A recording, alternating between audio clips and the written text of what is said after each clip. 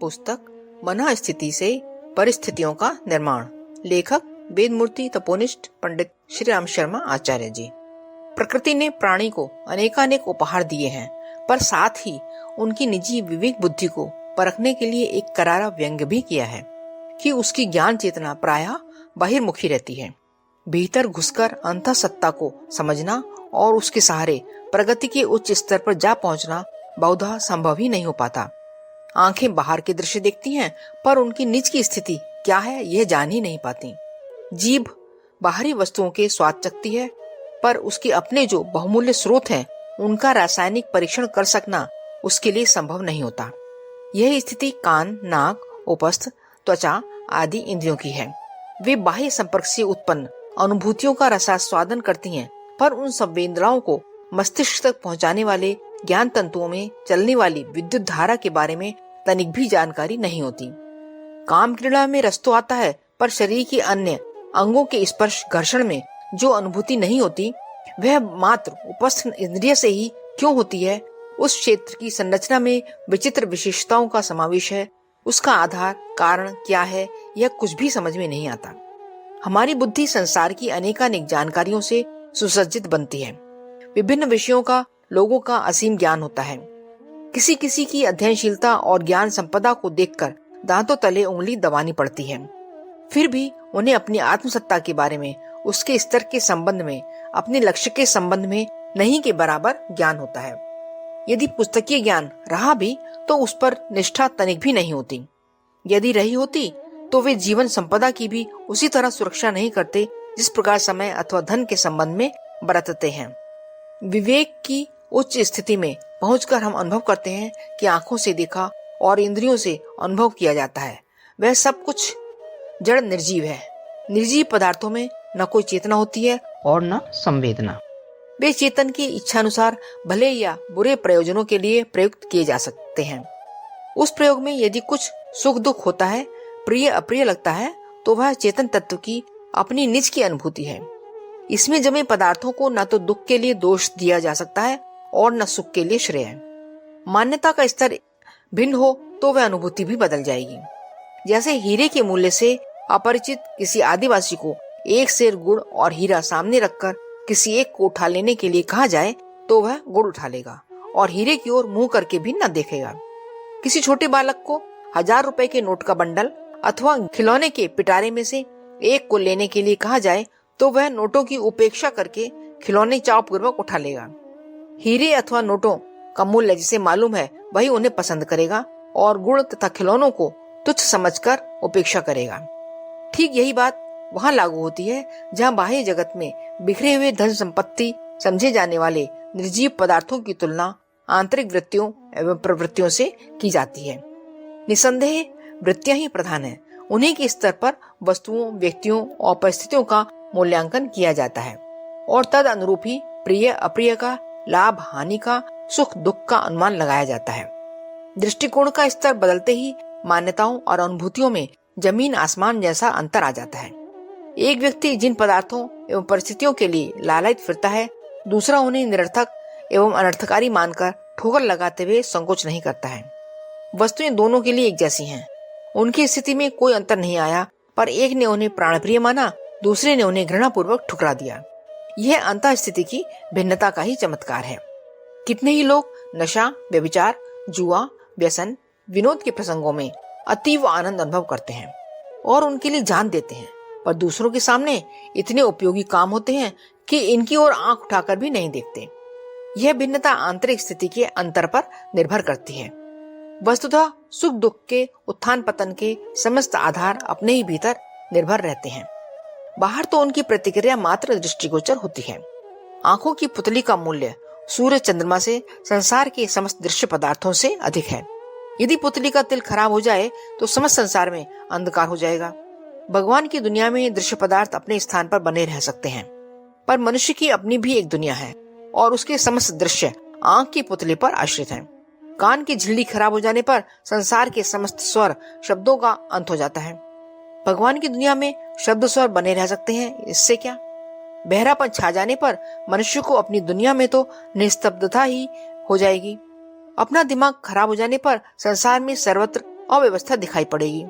बुखार की जीव को हर खाद्य पदार्थ कड़वा लगता है।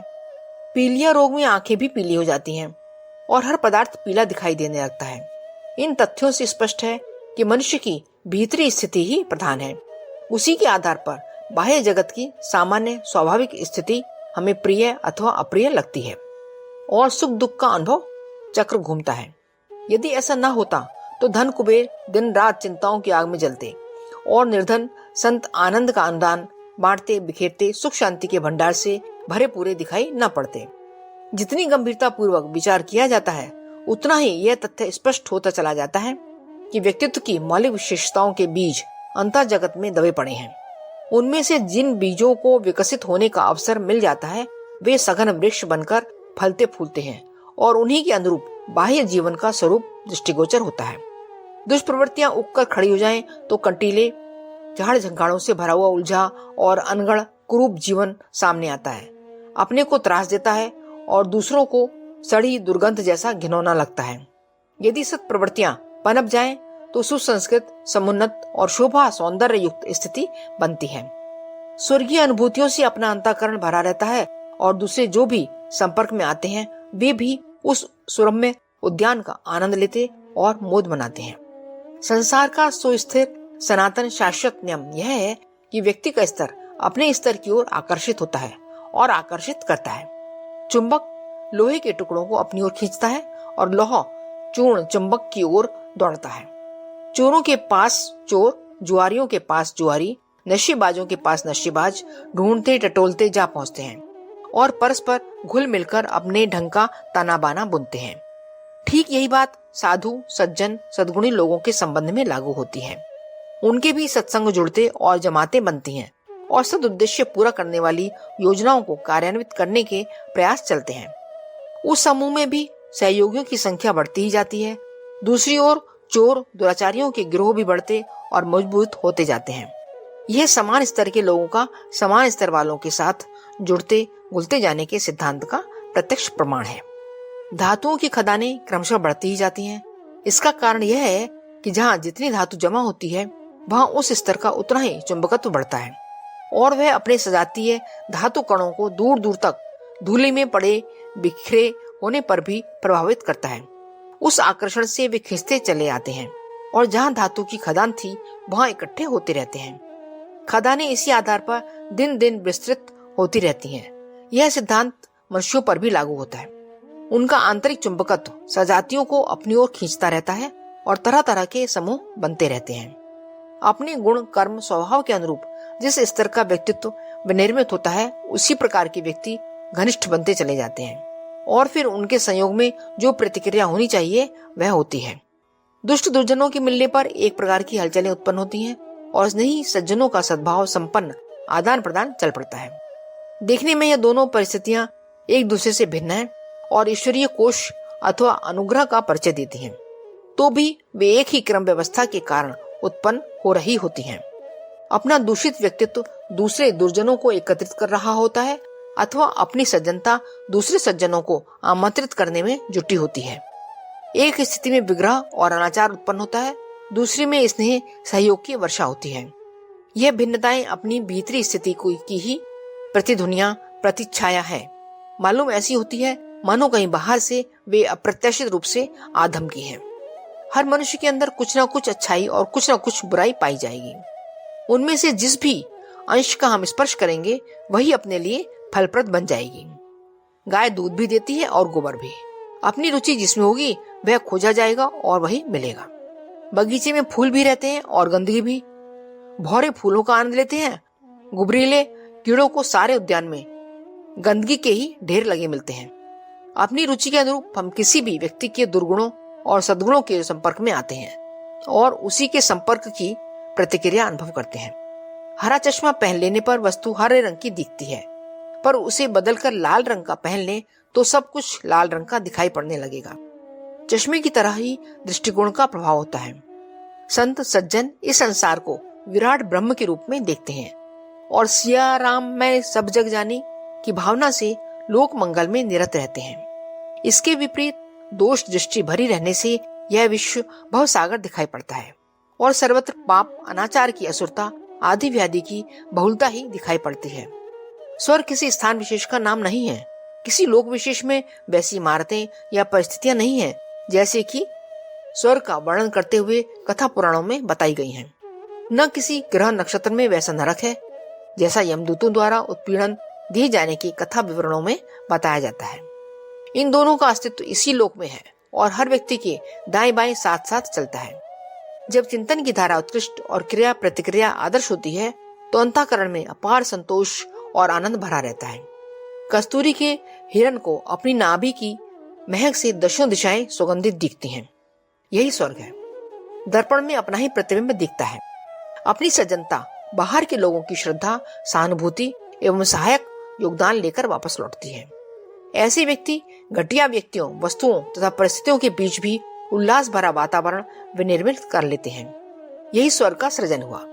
संत इमर्सन कहा करते थे, मुझे नरक में भेज दो, मैं वहीं अपने लिए स्वर्ग बना लूंगा। इस कथन में ठोस सत्य भरा हुआ है।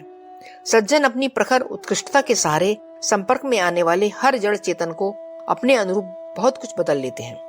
यदि अभीष्ट परिवर्तन न हो सके तो वे अपने व्यवहार में मैत्री, करुणा, उपेक्षा की त्रिविध नीति अपनाकर काम चलाऊ तालमेल बिठा लेते हैं। सुविकसित लोगों के साथ मैत्री, दुखियों के साथ करुणा और अवांछनीय लोगों के साथ उपेक्षा का व्यवहार करते हुए टकराव बच सकता है और अपनी सौम्य प्रवृत्ति सुरक्षित रह सकती है।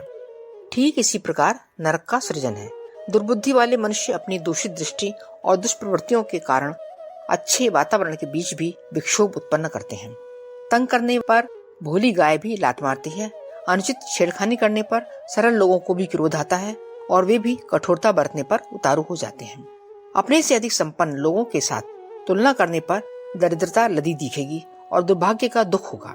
इसके विपरीत यदि अपने से अभावग्रस्त लोगों अथवा कठिनाइयों से संत्रस्तों के साथ तुलना की जाए तो फिर अपनी स्थिति पर संतोष व्यक्त करते और ईश्वर को धन्यवाद देते ही बनेगा।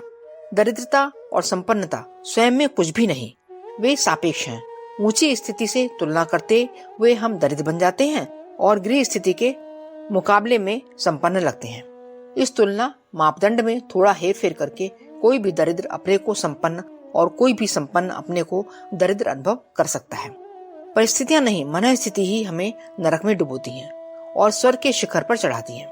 नरक को नीचे पाताल में बताया गया है और स्वर्ग को ऊपर आसमान में। इसका तात्पर्य इतना ही है कि पतित और निकृष्ट व्यक्तित्व अपनी दुर्भावनाओं और दुष्प्रवृत्तियों के कारण दुखद अनुभूति और परिस्थितियों से घिरा रहता है और यमदूतों द्वारा उत्पीड़न किए जाने जैसी पीड़ा सहता है। यह यमदूत और कोई नहीं, अपने ही कुविचार हैं। अपना आपा ही नरक है। गया गुजरा स्तर भीतर जलता है और बाहर से प्रतिकूलताएं सहता है। यही यमदूतों का दंड प्रहार है। ठीक इसी प्रकार स्वर्ग का सृजन भी मनुष्य के अपने हाथ में है। उत्कृष्ट चिंतन और आदर्श कर्तृत्व अपनाकर कोई भी मनुष्य आंतरिक प्रसन्नता और बाहर से सज्जनों का सद्भाव संपन्न सहयोग पाकर यह अनुभव कर सकता है कि वह स्वर्गीय आनंद का रसास्वादन कर रहा है। ऊर्ध्वगमन ही स्वर्गारोहण है। पांडव इसी शांत शीतलता की तलाश में हिमालय की चोटियों पर चढ़े थे। इस उपाख्यान में यह अलंकार व्यक्त किया गया है कि जितनी अधिक मात्रा में उत्कृष्टता अपनाई जाएगी, अपनी स्थिति दूसरों की तुलना में उतनी ही ऊंची उठ जाएगी और उतनी ही मात्रा में शांत शीतलता का अनुभव होगा। स्वर्ग इसी प्रकार पाया जाता है। दूसरे सहायता तो करते हैं पर वह उसी दिशा में होती है जिसमें कि अपना प्रवाह बहता है। यदि अपनी दिशा पतन की ओर चल रही है और दुर्गुणों दुर्व्यसनों में लिप्त है तो उसी प्रकृति के लोग अपने इर्द गिर्द जमा होते चले जाएंगे और पतन की गति और भी तीव्र बनने में पूरी सहायता करेंगे। इसके विपरीत यदि अपनी यात्रा सद उद्देश्य की दिशा में सद प्रवृत्तियां अपनाए हुए चल रही है तो उस स्तर के सहयोगों की भी कमी न रहेगी। श्रेष्ठ सज्जन ऊंचा उठाने और आगे बढ़ाने का मार्गदर्शन एवं सहयोग देने के लिए भी कहीं न कहीं से मिल ही जाएंगे। इस प्रकार अपने प्रयास की सफलता और भी सरल हो जाएगी। पतन और उत्थान में से किसी एक को चुनना अपना काम है। जैसा निश्चय होगा उसी के अनुरूप चुंबकत्व उत्पन्न होगा और उसी स्तर के सहयोगियों को आमंत्रित करके प्रगति क्रम में तीव्रता उत्पन्न कर लेगा। अतः हमें अपने जीवन में मात्र में उपयुक्त परिवर्तन लाने के लिए सचेष्ट रहना चाहिए। जितना परिश्रम मनोयोग बाह्य जीवन से संबंधित व्यवसायों क्रियाकलापों में लगाया जाता है उससे 100वां हिस्सा भी यदि आत्मनिरीक्षण, आत्मसुधार, आत्मनिर्माण और विकास के चतुर्विधि आत्मोत्कर्ष की साधना में लगाया जाए तो अपने भीतर से ही एक ऐसे देव मानव का उद्भव हो सकता है जो सारे संपर्क क्षेत्र को दैवी विभूतियों से भरा पूरा बना दे। दुष्ट दुर्जन जहाँ रहते हैं वहाँ उत्पीड़न और आतंक का वातावरण उत्पन्न करते हैं। दीन, दुर्बल, अनाथ, असहाय, मूर्छित, अर्धमृतक जहाँ रहते हैं वहाँ घिनौनी सड़न से, विकृतियों से दम घोटने वाली गंदगी भरते हैं। इसके विपरीत देव मानव अपने उत्कृष्ट दृष्टिकोण से, सुसंस्कृत व्यक्तित्व से, आदर्श क्रियाकलाप से ऐसी परिस्थितियां उत्पन्न करते हैं जिन पर स्वर्ण निछावर किया जा सकता है। वस्तुतः गुण कर्म स्वभाव की संपत्ति ही असली वैभव है। उसी के सहारे आंतरिक विभूतियां और भौतिक संपत्तियां उत्पन्न होती, बढ़ती और उन्नति के उच्च शिखर तक पहुंचती हैं। मनुष्य सर्वशक्तिमान परमात्मा का सामर्थ्यवान अंश है। उसमें अपने पिता की समस्त क्षमताएं सन्निहित हैं। उनको किस प्रकार जागृत, परिपक्व और प्रयुक्त किया जाए, इसी तत्व ज्ञान का नाम अध्यात्म विज्ञान है। इस क्षेत्र में सदा एक ही प्रकाश संदेश विस्तृत होता है। अपने को जानो, अपनी क्षमता को विकसित करो, दृष्टिकोण और उपयुक्त क्रिया पद्धति अपनाओ। यदि इतना कर सके तो वे उपलब्धियां हाथ बांधकर सामने खड़ी होंगी जो हर घड़ी अंतःकरण को प्रसन्नता से ओतप्रोत रखे रहती हैं।